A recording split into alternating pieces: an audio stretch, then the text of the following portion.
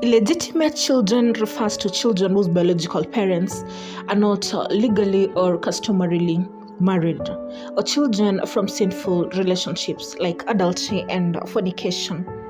While fornication refers to consensual intercourse between two people who are not married, adultery is someone having sexual intercourse outside his or her marriage.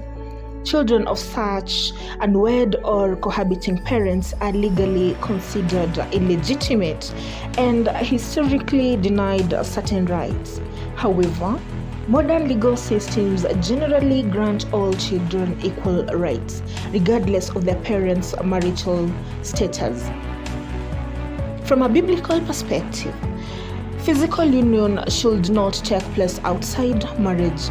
Throughout history, most theologians have argued that any and all forms of premarital sex are immoral. Both fornication and adultery are considered to be outside of the divine model. According to many religions like Islam, Buddhism, Hinduism, and not just Christianity alone, even African traditional customs did not allow premarital sex. Moral and religious disapproval cuts across many cultures, both traditionally and historically. Times have changed, and even as adultery and fornication were frowned upon in the past, today, judgment-neutral terms like premarital sex, extramarital sex, or recreational sex have now replaced them.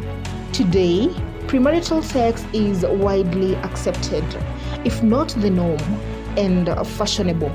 People today are more liberal, educated, and conservative religious beliefs are on the decline.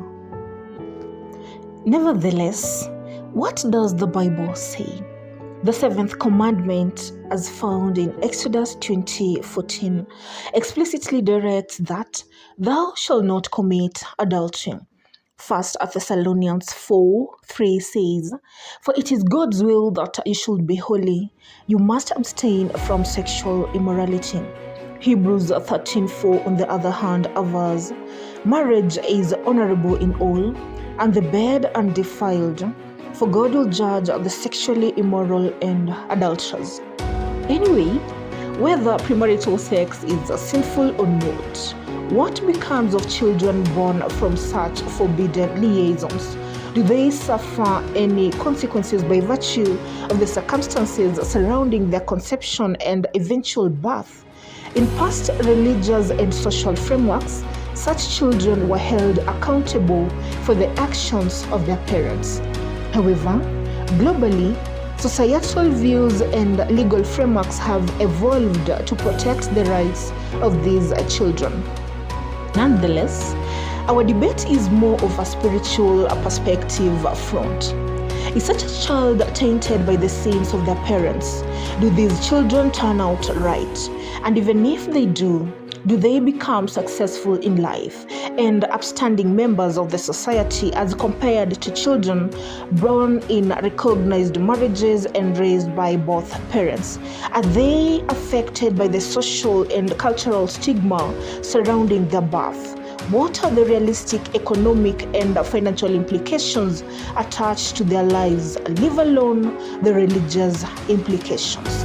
The Bible has something to say about the bastard, and it is very, very, very harsh.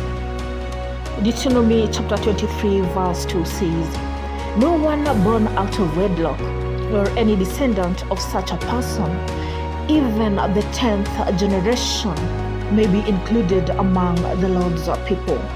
The books of Wisdom and Ecclesiasticus, though unconventional, are the harshest critics of illegitimate children. In the Book of Wisdom, chapter 3, from verses 13, it says, blessed the barren woman, if she be blameless, she who has known no guilty bed.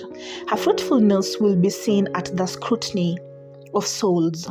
Blessed to the eunuch, whose hand has committed no crime, who has contemplated no wrong against the Lord.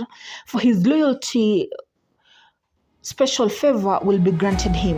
a most desirable portion in the temple of the Lord. For the fruit of honest labors is glorious, and the root of understanding does not decay. But the children of adulterers, these shall have no future. The offspring of an unlawful bed must vanish. Even if they live long, they will count for nothing. Their old age will go unhonored at the last. While if they die early, they have neither hope nor comfort on that day of doom. Yes, harsh is the fate of a race of evil doers. Wisdom chapter 4 is a continuation from chapter 3. Chapter 4 verse 1 says, "Better to have no children, yet to have virtue, since immortality perpetuates its memory, and God and man both think highly of it. But the swarming brood of the godless shall bring no advantage.